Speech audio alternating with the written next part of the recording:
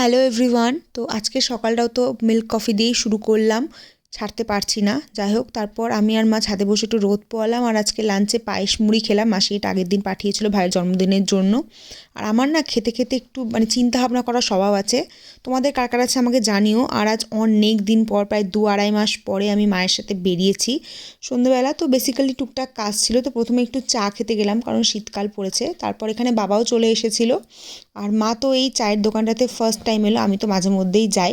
আর এখানে সিঙ্গারাও নিয়েছিলাম, তো মায়ের অতটা ভালো লাগেনি, তো আমার একটু মোমোর ক্রেভিংস হচ্ছিলো, সেটা খেলাম। তারপর গিয়েছিলাম আমার অ্যাপ্রন কিনতে। তো যেহেতু বছরের প্রথম, দোকানগুলোতে ভীষণ ভিড় বাচ্চাদের ড্রেস কেনার জন্য। তারপর মা এখানে মোমো খেলো, নিরামিষ মোমো, কারণ বৃহস্পতিবার। আর তারপর একটু শলের দোকানে গেলাম, আমার টুকটাক জিনিস কেনার ছিল। তারপর বাড়ি এসে আগের দিনের ভাইয়ের বার্থডের কেকটা পাঠিয়েছিল, সেটাই খেলাম। আর এরকমই কাটলো আজকের দিনটা। Subscribe for more such videos. By.